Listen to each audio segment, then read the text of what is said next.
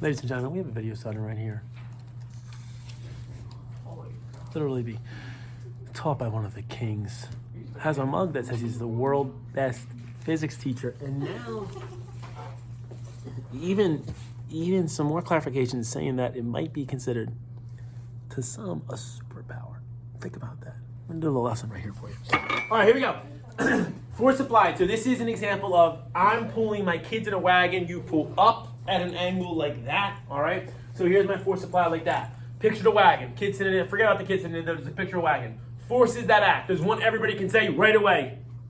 Gravity, right? So gravity pulls it down. Why don't you guys not even draw just yet, all right? Because I'm going to try and figure out some sizes as we go. So you know that like somewhere or another we have force gravity pulling down like this. What other forces act? Friction. Friction, right? I like that. So if I'm pulling the wagon this way and the wagon's moving to the right, which way is friction pushing on it? To the left, all right? So we have friction going this way. Boom.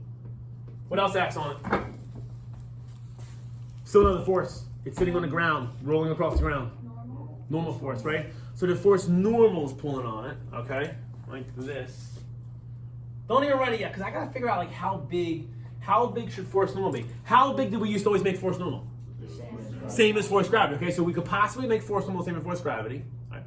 Would one of these forces possibly break into components? Lines, as some of us call them. The preferred word is components. Components are lines. Force applied is on a slant. We can break that into its components like that. And I would give you an angle theta right here. I would say I pulled up at an angle of 30 degrees, 40 degrees, 50 degrees, whatever. This is going to be my force applied X.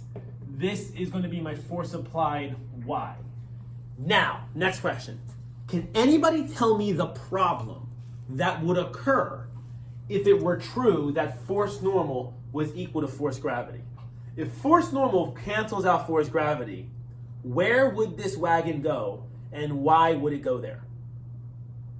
If force normal goes up, cancels out force gravity, which goes down, where would the wagon go? It would probably go to the right if force applied X is bigger than force friction, right? It would go to the right. I agree with that. It would go on the force applied like that way. It would go this way. Wait, why would it also go up? Because there's nothing to cancel out the force applied Y. Perfect, right? There's nothing to cancel out force applied Y. I know that the wagon vertically doesn't accelerate. It stays on the ground. I do not lift my kids up to the sun and throw them in the sky. When I pull them in a wagon, that would be bad, okay? Probably be divorced. I'm not gonna lie. Probably be divorced. I would like to edit that camera footage and say that my wife would never divorce me because I'm a great husband. All right, sorry. Close-ups of your teeth on this thing? No, it's an audio. It's just an audio part. You're just hearing it at that point. So why set it up? I mean, you're probably seeing my mouth move, right? Like test, audio functions, test, audio functions, test. Mr. Locke, can I tell you something really Yeah. quickly? When you do that and you have a crown on, it really brings out your balls.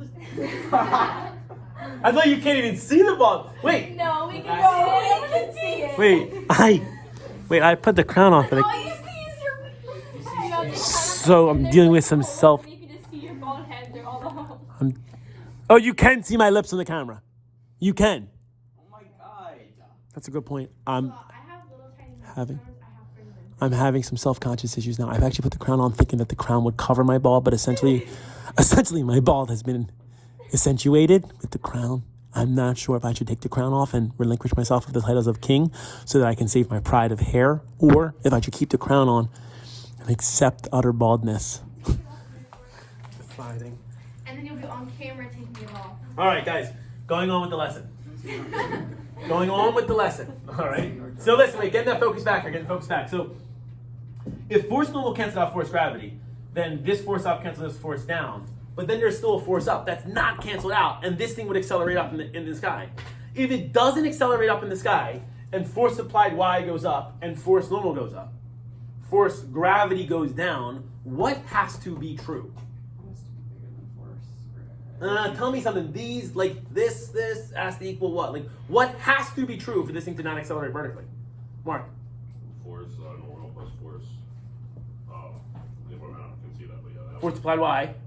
Equals force gravity. Yes, all right? So it has to be true to say that force normal plus force applied y equals force gravity. So I just want to kind of point that out, that statement there has to be true, all right? Now I want you to draw this. So when I draw this now, I'm going to make sure that force normal and force applied y, when you add up those two size arrows, they're going to equal force gravity. Second video installment incoming, but we're